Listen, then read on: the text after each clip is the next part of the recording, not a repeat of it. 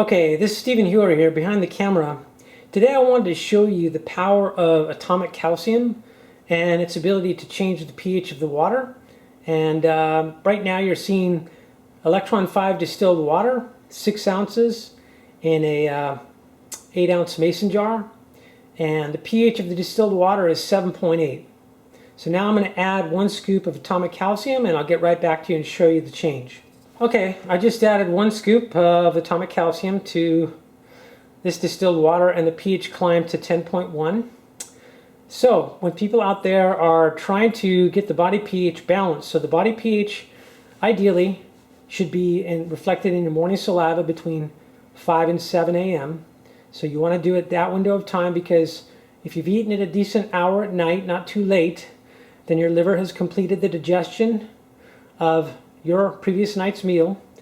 You end up having the ability now physiologically to go after the removal of all the excess acids that are in your tissues to come out through your urine and your saliva, or to be reflected in your urine and saliva. So urine's always supposed to be acidic, 6.8 or lower. And the saliva, though, is supposed to stay in a certain narrow window. It changes, of course, after you eat or drink, and that's a reflection of the change according to what you've eaten or drank. But to get an accurate pH of your body, that's the only window of time you can do it. 5 to 7 a.m. in the morning.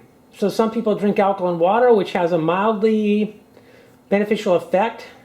But when you drink atomic calcium, you're drinking ionic calcium, which is the unique form of calcium the body requires. So you're addressing multiple beneficial effects at once. One is the pH, to support pushing the body pH towards the ideal of 7.5 in the saliva.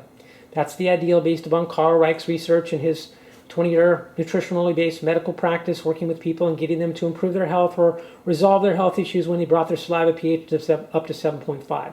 However, alkaline water doesn't have a residual effect in its ability to support all the other functions like ionic calcium. So ionic calcium supports adult stem cell production, cell division, the intracellular pH at 7.35, bone formation. It's the key mineral for bone formation. All the other minerals have to be broken down. All the calcium, protein-bound calcium from supplements or from diet, they're either protein-bound or they become protein-bound going through the digestive process, and you end up the body having to expend energy to remove the protein and make it into 2 single atoms of calcium missing 2 electrons. That's ionic calcium.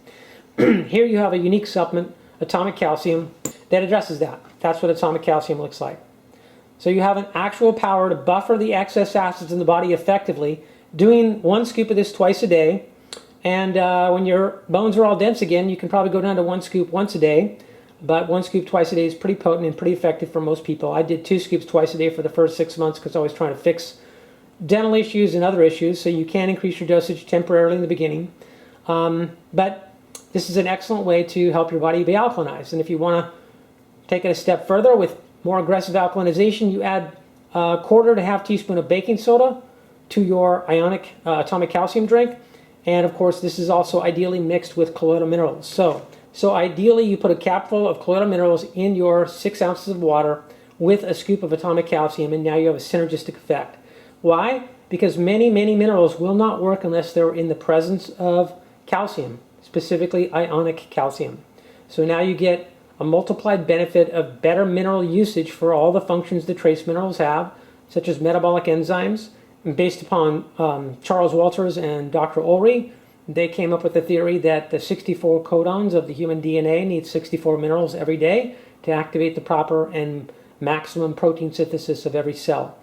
And also some animal studies show that things like scandium and praseodymium, these rare earth elements, when they give these to lab animals, their lifespan doubles. So they live twice their normal lifespan. And based upon the work of Melvin Page, a dentist back in the 50s, 60s, and 70s, he determined that you need these trace elements to make your endocrine gland system work correctly, and the endocrine glands in turn determine, they produce all the different hormones that regulate all the cell functions of the body, whether that's brain function or whether that's metabolism for the thyroid or glucose utilization from your pancreas and insulin, or glucagon production from the pancreas to stabilize your blood sugar for longer periods of time, adrenal hormone production, gonad steroid hormone production.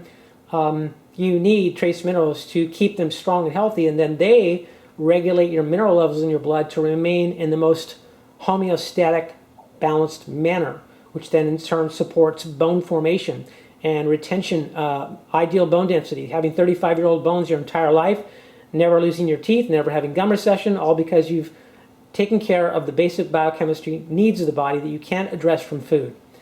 Okay.